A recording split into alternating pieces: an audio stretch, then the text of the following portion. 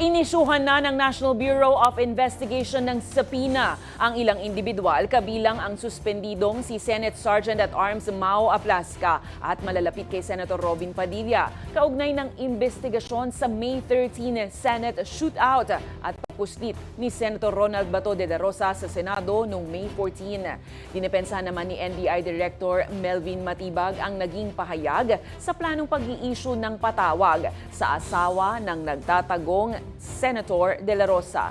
Ang balitang A to Z ni Naomi Almojano.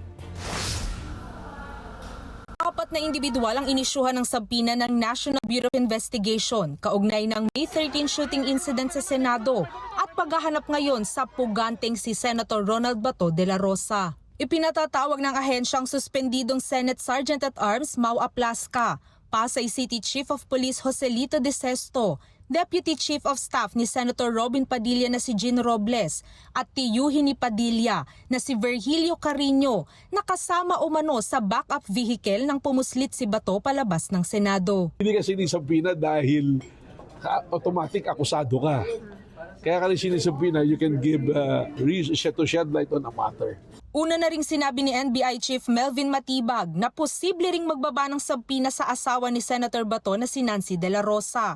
Bagay na kinastigo ni Senator Panfilo Lacson na aniyay trabahong tamad at pagpapakita umano ng incompetence sa intelligence work ng kagawaran. Baka nagkaangulo na yung ibang mga tao, iniisip sila subpina kasi para magipit si Senator Bato. Wala pong gano'n. You and I know, kung kahit naman alam niya yan, I'm sure hindi naman niya sasabihin sa amin eh. Depensa ni Matibag, nais lang nilang liwanagin ang naging palitan umano ng text message ni na Senate President Alan Peter Cayetano at Mrs. De La Rosa ukol sa pagpuslit ng senador matapos ang barilan sa Senado.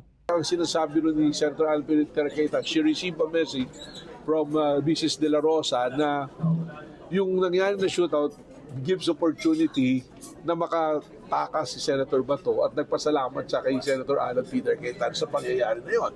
We'll ask Mrs. Bato, Mrs. De La Rosa, kung talaga bang may text at ano yung nature ng text. Ano. Patuloy naman ang mga otoridad sa paghahanap kay Senator De La Rosa. All possible leads, all informations we are pursuing, and the Philippine National Police is pursuing either minute, whether siya ito ay kausap, known address, known whereabouts, at lagi niyang pinupuntahan, kinakausap niya ay ating pinupursu. Sa ngayon, isasangguni ng NBI ang posibleng subpoena sa may bahay ni Bato habang patuloy ang panawagan ng ahensya sa senador na kusang loob na sumuko na lang at harapin ang mga akusasyong ibinabato laban sa kanya.